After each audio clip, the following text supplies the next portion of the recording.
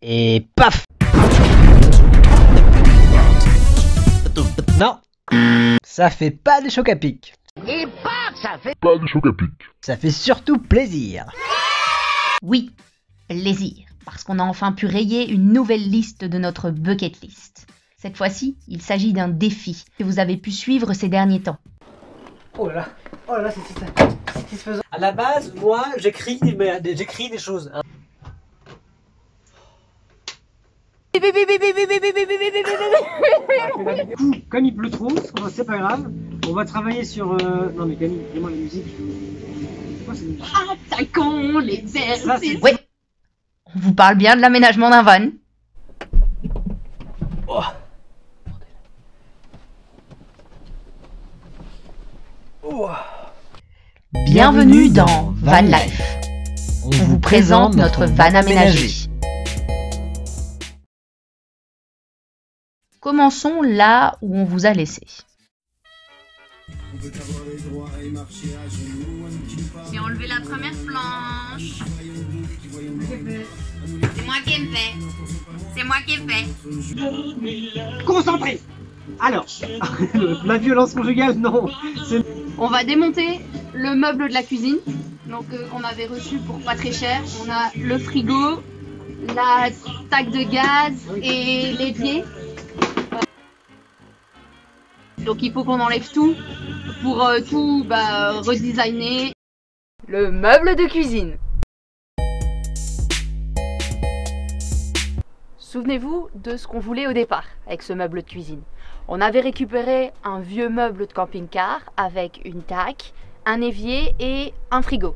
Donc l'idée c'était de déconstruire ce meuble, de le retaper et de garder et le frigo et la taque et l'évier. Seulement, voilà. On avait mal calculé et le frigo était trop grand. Vous voyez la hauteur à laquelle là je suis assise, la hauteur à laquelle le meuble est à côté de moi? Et imaginez-vous si on avait gardé le frigo, ça serait arrivé à peu près à cette hauteur-là. Donc le frigo, la taque encore au-dessus et la flamme quand on cuisine. Imaginez un peu les beaux dégâts que ça aurait pu nous donner, parce que c'est du bois hein, tout autour. À la partie reconstruction du meuble, on a décidé de le réduire de plus ou moins 10 cm de hauteur pour que ce soit correct avec la hauteur de la flamme et le bois qu'il y avait autour. Ce qu'on a également gardé dans l'idée du meuble de base, c'est ces planches qui se relèvent et qui se rabaissent au niveau de la taque et de l'évier et qui donnent du coup un espace de travail un peu plus grand.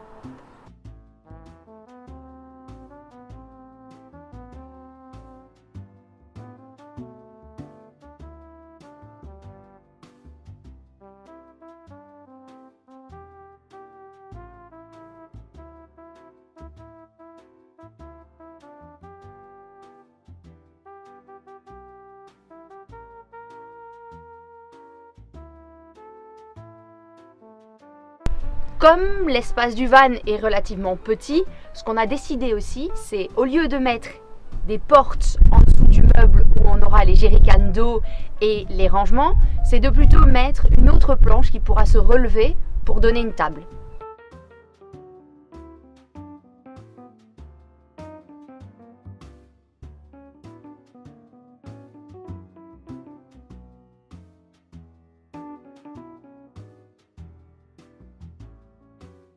Alors si on observe un petit peu plus en profondeur l'évier et la taque de gaz, quand on va prendre la taque de gaz, ça va fonctionner avec une bouteille de butane parce que c'est un gaz qui ne va pas geler quand il fait froid, contrairement au propane, qu'on ouvre et qu'on ferme quand on a besoin de gaz ou quand on n'en a pas besoin, et on utilise simplement un allume-gaz comme on peut trouver à Action. On tourne le bouton en appuyant dessus et hop, la flamme apparaît grâce au gaz. C'est pas plus compliqué que ça. En ce qui concerne l'eau, nous utilisons une pompe électrique qu'on a achetée plus ou moins une 50aine d'euros et qui permet de pomper l'eau propre vers l'évier. Et puis on a un autre tuyau qui va amener vers une jerrycan d'eau sale pour donc évacuer ce qui est dans l'évier. C'est pas plus compliqué que ça. Une chose très importante à savoir, c'est que notre cuisine c'est aussi notre salle de bain. Sauf qu'on n'a pas d'eau chaude. Donc on va d'abord chauffer l'eau à la casserole et ensuite la mettre dans une petite bassine ou dans l'évier pour pouvoir se laver. Savoir cuisiner et se laver, c'est bien. Mais tout n'y est pas. Il faut aussi pouvoir s'y sentir bien et confortable. Et qui dit confortable dit... cosy.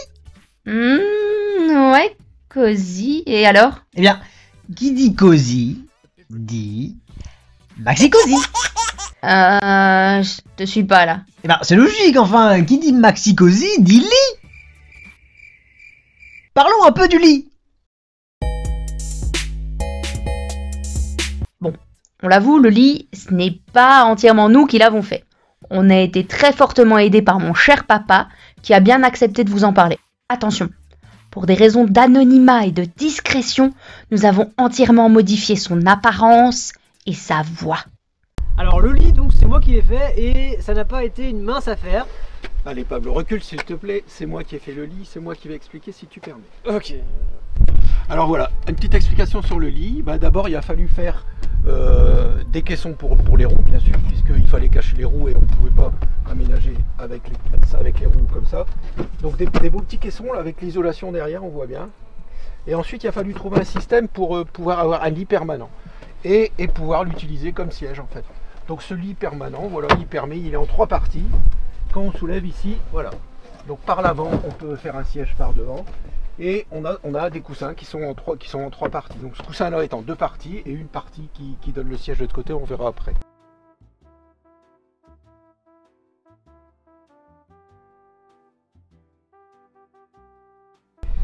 Et ce qu'il faut savoir, c'est que tous les éléments sont démontables. Donc si un jour on veut s'en servir pour refaire un van, pour transporter un frigo, une gazinière ou du matériel, tout est démontable et simplement clipsé, il suffit de remonter.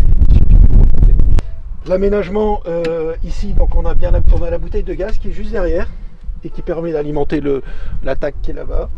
Et on a tout le système batterie. Donc la batterie avec les commutateurs ici, avec un coupe-batterie.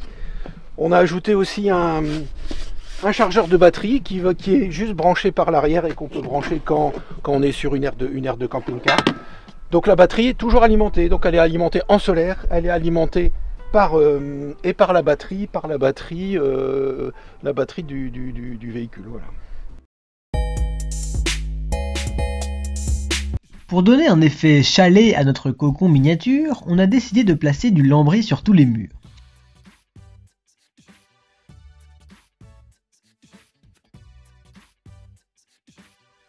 Les parties plus arrondies, nous les avons laissées apparentes pour gagner un maximum de place. Non, parce que, faut pas déconner non plus, hein. C'est pas un palace.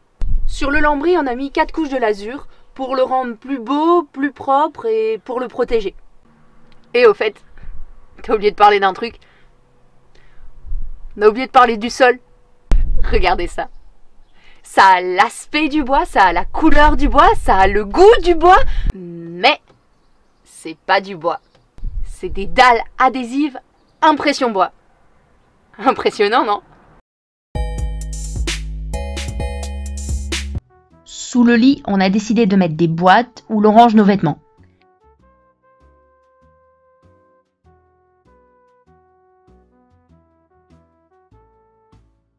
Et sous ces boîtes, on a laissé un peu de place pour glisser une table.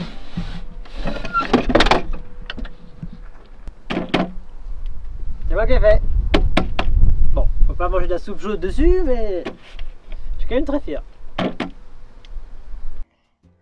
Ensuite, on voulait aussi du rangement au-dessus du lit. Du coup, on a créé un placard. Sans me vanter, c'est moi aussi qui ai fait le placard. Ouais, bon. Dans ce placard, on y range un peu de tout. Essentiellement ce dont on a toujours besoin à portée de main. Des tasses, des livres... Une trousse de toilette et une trousse à pharmacie. Voilà, ceci boucle notre van tour et notre cycle d'objectifs de vie van life, du moins la partie 1. On a dû certainement oublier plein de choses dans la visite de ce van. Hein. Mais en tout cas, on est très content d'y avoir abouti D'y être d'y arrivé. être arrivé.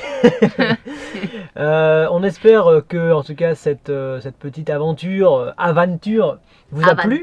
Vous a plu. Nous, en tout cas, on est très contents. Ça nous a plu. Hein, et c'est le principal, je pense. Si jamais vous avez des questions quant à l'aménagement du van, quant aux autres choses dont on n'a pas parlé dans ce van, notamment, je pense aux lanterneaux, je pense aux toilettes, par exemple.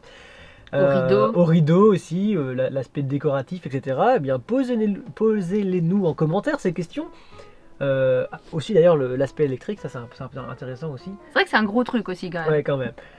Posez-les nous en commentaire, on va y répondre, ou peut-être même sur Instagram aussi. Hein. Vous pouvez nous suivre en suivant ce nom-là sur Instagram. Voilà. Comme j'ai dit, en fait, ça conclut notre objectif de vie, la partie 1 de notre objectif de vie qui est Van Life. Hein. Elle se divisait en 2 éléments principaux qui étaient l'aménagement du van et qui était la première expérience en van qu'on a faite.